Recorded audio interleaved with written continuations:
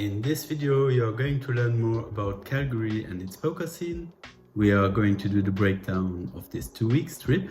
I show you how I manage my bankroll, and we are going through 2 hands I recently played.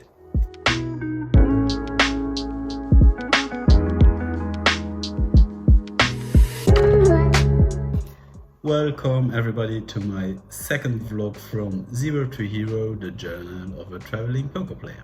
Let's start with discovering the city of Calgary, located in the south of Alberta in Western Canada. With a population of over 1.3 million, Calgary stands as Alberta's largest and Canada's 4th largest city. They have 6 poker rooms where you can choose between limit and no limit Texas Hold'em and PLO, and they organize some nice tournament events during the year. Cowboys occasionally host Dealer's Choice or Super Hold'em games. If you have a layover or simply want to gamble for a few days, I recommend Pure or Ace Casino, conveniently located near the airport. For a more extended poker trip, I suggest staying downtown and playing at Cowboys. The Elbow River Casino, also downtown, offers a change of pace with games like Limit Hold'em and Omaha, and their dim sum is very good too. Most poker rooms offer a high hand and a bad beat jackpot, and the rake is 10% with a $7 cap and $2 for the high hand and the bad beat. For each hour you played, you get $2 comp at Cowboys and $1 at Pure, which can be used for food. During your off days, you can explore the 17th Avenue, for example, with a lot of restaurants, bars and fancy shops. You'll also find a lot of beautiful parks and nice places to go for a walk or explore with a rental scooter, which costs about 50 cents a minute. For hockey fans, you absolutely have to go to a Calgary Flames game. Also, the action at Cowboys is very good during hockey games, as the arena is just located behind, and a lot of fun players join the tables before and after the game. Now let's talk about the not so great part of my trip and break down the numbers.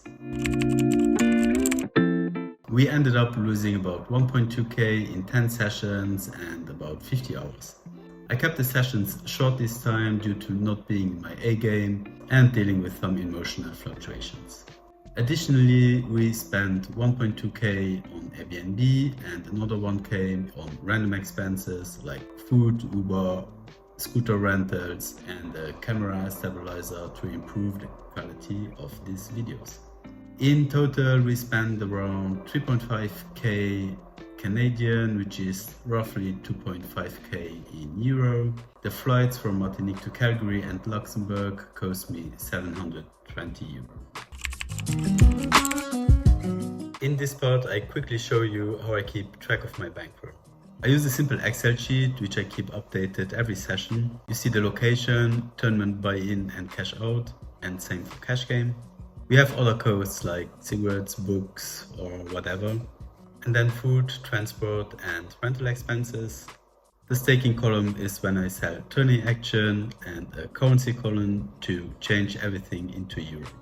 In the last 3 columns we see the total, win and loss, the count bankroll and which buy-ins I can play. I chose a 200 buy-in strategy, which feels pretty comfortable until now.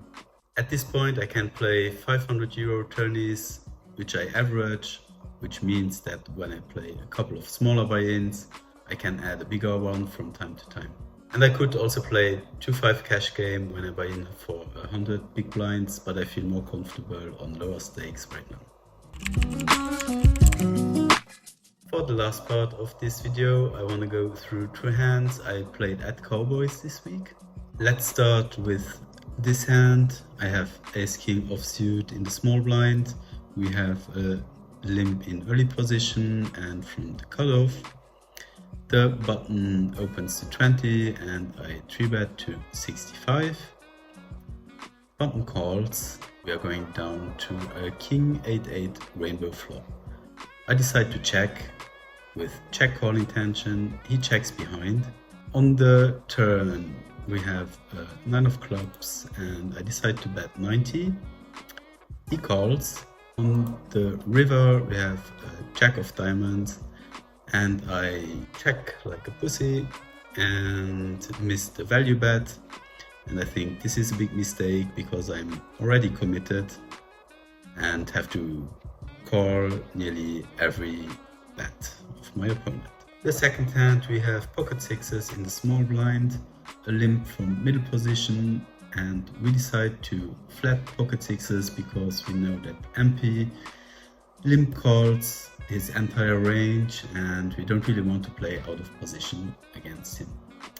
So on the 2-3-5 two-tone board, we bet pot, get called from the big blind, bet nearly pot again on the turn, and we check with check call intention on the river, and he shows 2 pairs.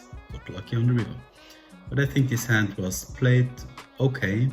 Big blind can call all of his draws, his 5x, and we check the river to give him the chance to bluff and just call it down. So I think that's okay. Then we are done for today. I hope you enjoyed the video.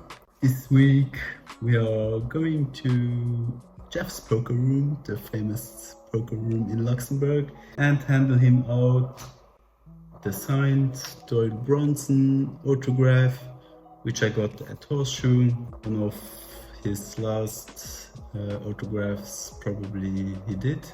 And we have a Jamie Staple signed cap, which will also be placed at Jeff's poker room. See you in the next video and have a wonderful week.